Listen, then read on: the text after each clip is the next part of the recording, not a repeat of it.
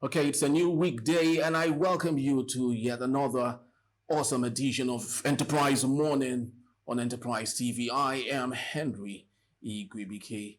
In a bit, we'll be going to our newspaper headlines to see what they have for us this morning, and after that will be, conversation for today. While we get everything all produced for you, please do well to visit our website at www.enterprisetvnews.com and also like, comment, and follow us on all our social media platforms at Enterprise TV 7. With me in the studios today to go through and make sense of our newspaper headlines is Mr. Olusegun Okunwade. He is a chartered accountant and also a public affairs analyst. Good morning, sir.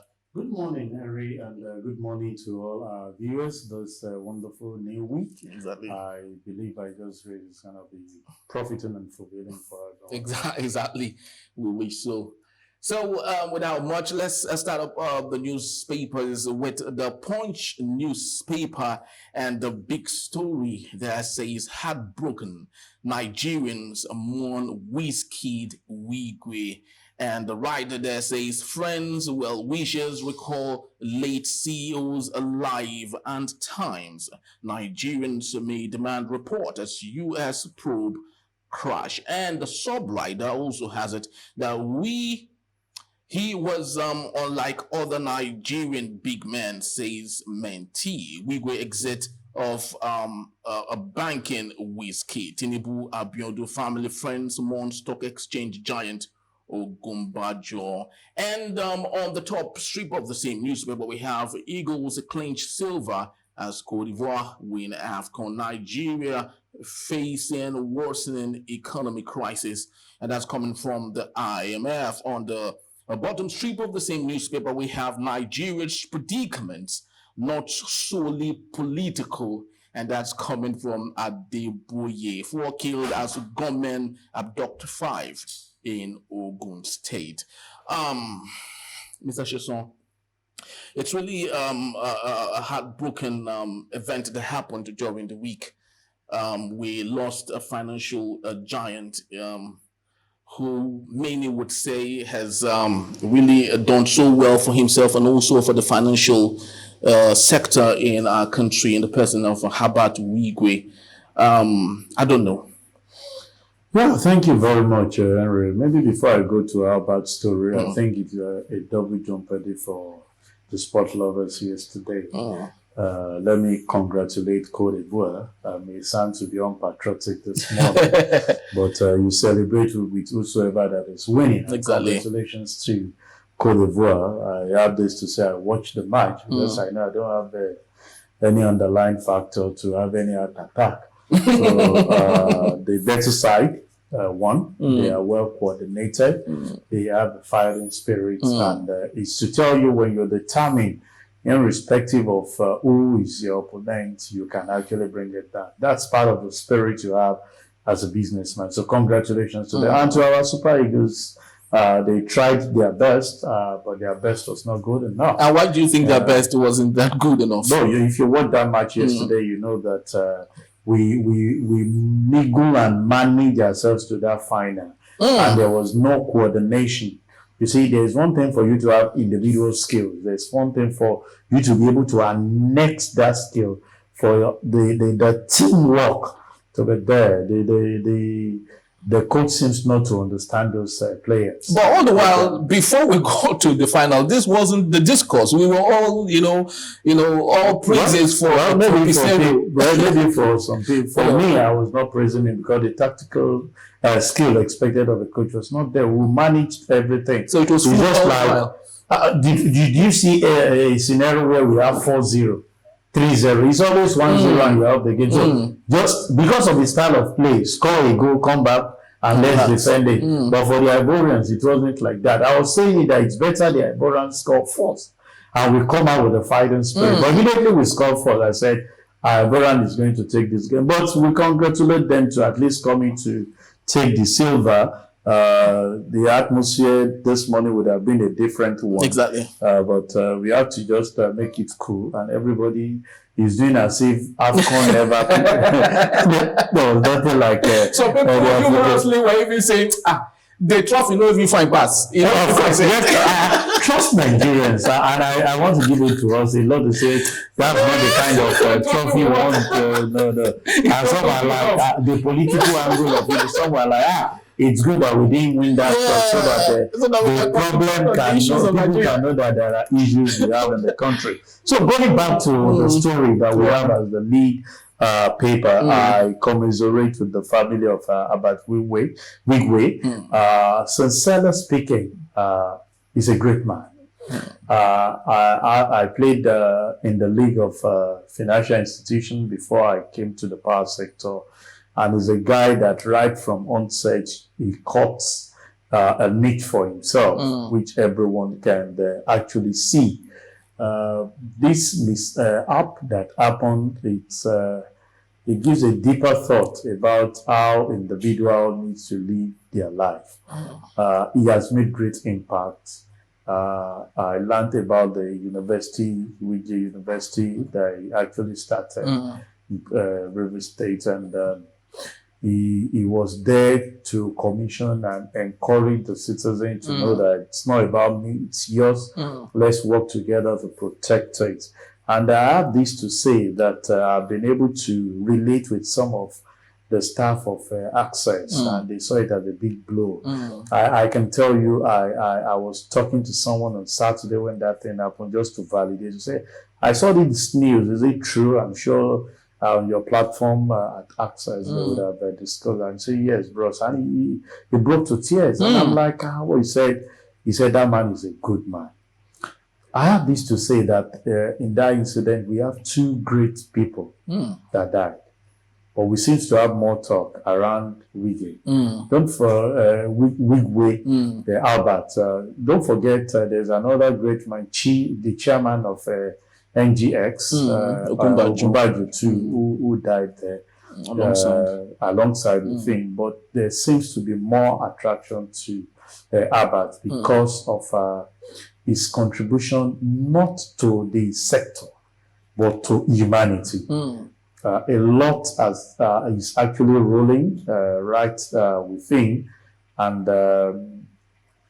I know US will investigate the root cause of that particular problem. We won't want to preempt what has happened. They are not the type that hide information. They give it the way it is. Exactly. There are people to be sanctioned. It will definitely be sanctioned, but quite disheartening that the husband, the wife, and the child had to lose their part in that particular inflicted accident. What we want to encourage individuals to do is, as early as possible, make your impact known to people. He has done his bit. Exactly. He's 57, but his contribution is as much as those of the likes of Awu and the other people that you can see they are great people. He has influenced a lot of people. He has mentored a lot of people that all over the social media you are seeing different angle of this man called Albert, and you ask yourself, even if he is a president of a country, can he get this accolade that is actually getting? Because I actually wanted to ask you what you think the political class would take home from this, and you rightly, you made it known that it's important that everyone should try to make his impact as quick and as much as he can while we're all alive. Yeah, there was one of the mentees that mentioned that it's not like the leaders that we have in our country. Albert is not self-centered, he's not selfish, the way I would put it. And with the way people have actually mentioned so much about things, we tend to see situation where he actually gave out his best to humanity. And that is very fundamental.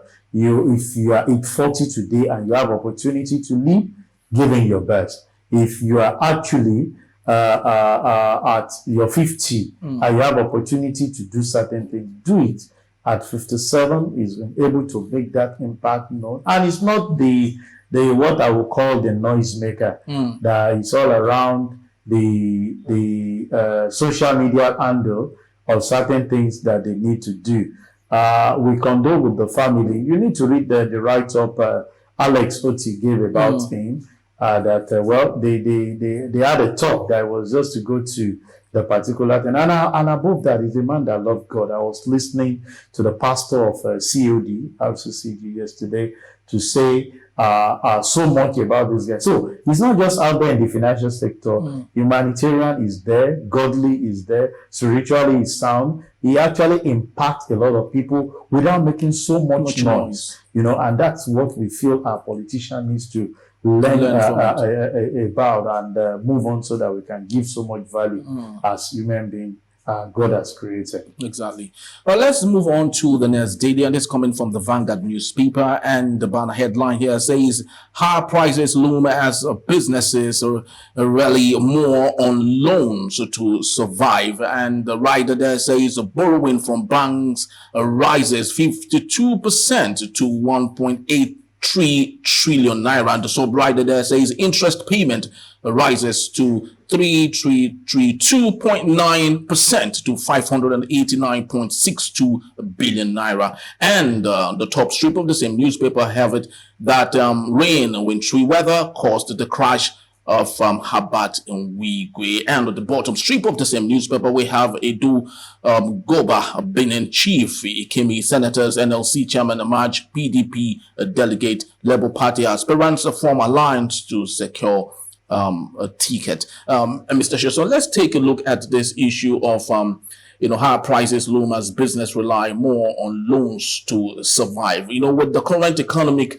situation we have in Nigeria, when businesses rely on loans, how do you think that could be sustainable for such businesses, knowing that the price of products in the market is always on the rise and is changing as quick as possible? How do you think this will go down well with businesses in Nigeria? Yeah, Henry, as a business person, having access to loan is really not a problem.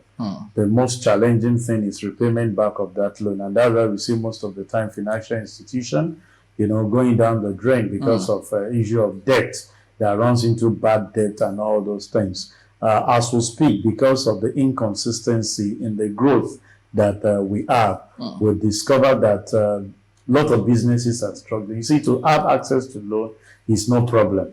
What is difficult and challenging as we speak is when you go all out and strike or make it becomes imperatively difficult for you as a person to now pay back the loan. A lot of banks are dishing out the loan, but you discover that you borrow something today to actually invest and make certain return, and you're not getting value for some of those things. A lot of people, what they actually borrowed money for within 24 hours has suddenly increased beyond what they could bear. So you discover that it's not having access to the loan. I'm actually pitying the financial sector, because we'll start, if this continue, there will be serious difficulty in the repayment back of loan. Even when you have fantastic business plan, financial plan, the policy of the government with the level of inflation is fast rising above 30%. Not to talk of the food inflation, which is supposed to be something that will be at barest minimum, rising above 35%. So you discover that borrowing is not the issue. You can increase it, but when it's time to repay back the loan, a lot of people are actually running on losses. You see, those days, you can give a pro forma and say if you take 30 days, it has suddenly changed to 3 days. And that on its own has an impact on the businesses. So you are given an invoice to say this proposal, this pro forma, this quotation I'm giving you valid for 1 month. And with that, the organization can plan themselves and see how to execute the project. But what are we getting? 3 days. To even saw the approval of the board, I'm sure it will take beyond 3 days. So you are coming back to actually increase what you have actually given. So it's really not the best time for businessmen as we speak. But the government has promised that they are trying to do their best to see how to improve it. We are waiting, some of us, because we cannot see light behind the tunnel with everything that is before us as we speak. All right. So let's move on to our last daily for today. It is coming from the Guardian newspaper. And the banner headline here says, exiting oil farms to pollute Niger Delta with 36.1 million liters of crude oil in 8 years. And we have on the downstream of that same particular story, we have WHO predicts a global shortage of 10 million health workers. And still on the loss we experienced during the week, U.S. begins investigation into crash as Access Holdings scout for Wigwe's replacement. Hardship, state in Nigeria risk total collapse amid a rise in hunger, unemployment, JAPA says report. APC aspirant suspends participation in Edo primaries. And we have it finally here. Anglican Church affair Babalola task Tinubu on fiscal policy. And Mr. Shison, let's dig deep a little bit into what's going on in Edo State for a bit. And we have there's this issue of godfatherism, which had always been frowned against by people at authority, and coming from Obaseki himself, who was against the godfatherism of Oshomole, but unfortunately he is beginning to toe the same line. And right now APC is saying that they are suspending participation in the gubernatorial elections in the state. What do you think this means for democracy in Nigeria? Yeah, it means nothing much. I will tell you, it's the business as usual. You see, you don't know an individual until when you give them power. Obaseki was telling us those days that the attitude of Oshiomhole was nothing to write about, this and that. But as we speak, he's lauding himself and making sure that his candidate actually come in at the primaries. You see, the kind of politics we play here, you can't take away the godfatherism. So when people come to tell you that, no, this is what we feel should be, we should play it down, people bankroll you to where you are, and you must report to them anything that you are doing. And every one of them always have a way to say they want continuity. Even when they later get in there, the continuity they proclaim that they are taking from their predecessors. You won't see, you see a complete change and diversion. And most of the time, because our politicians are not there for the citizen, we discover that they do things to the love of the person that actually put them there. Godfatherism cannot leave our politics as a country. We can only talk it out. People can speak ill of it when it's not favoring them. But when it favors them, that's the path to go, because you don't get high up there in politics without you actually somebody owning your hand to say that you are going high up there. I have not ventured into, but I know a lot of my friends that will tell you that, no, despite that they consider me to be a very good candidate, I've been asked to wait on the queue. So who is actually determining that? It is not the citizen, but certain set of people who feel that we need to understudy to know the kind of person you are. So go and queue, so that those that will understand them and can be loyal and obedient to us can go ahead and do. You can see the interesting thing that is happening in Kogi State with the new governor and his predecessor. And that is what is obtainable in all the politics we play as a country.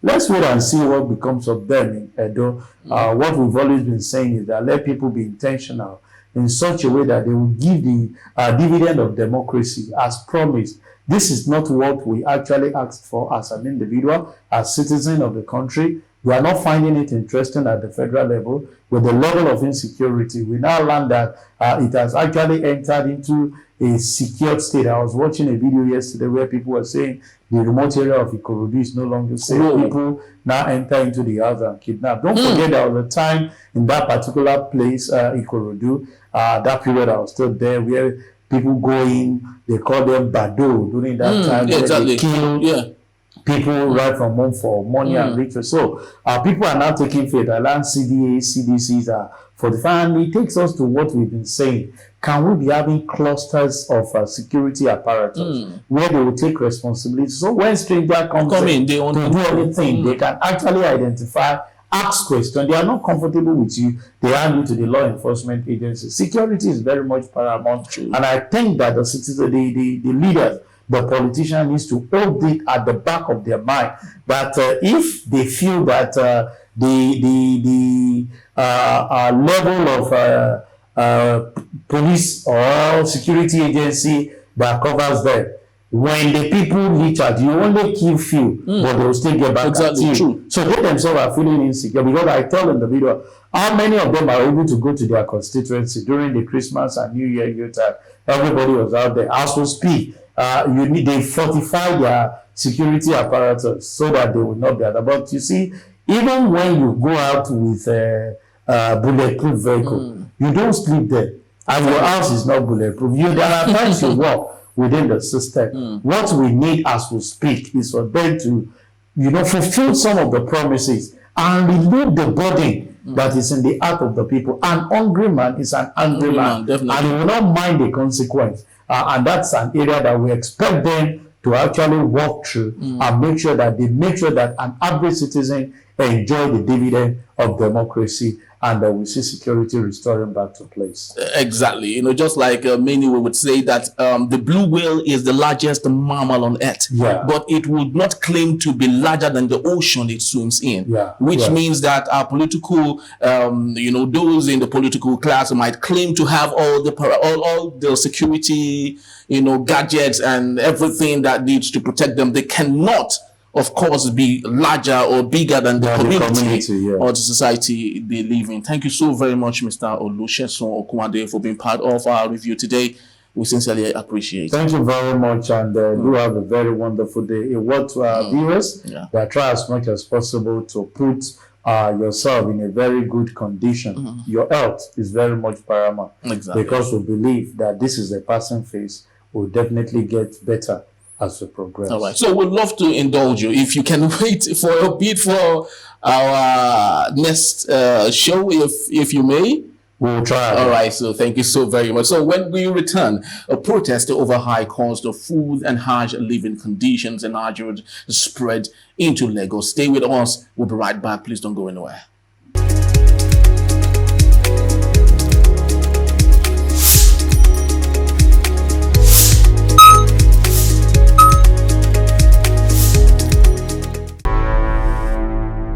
Enterprise TV, a tradition of truth.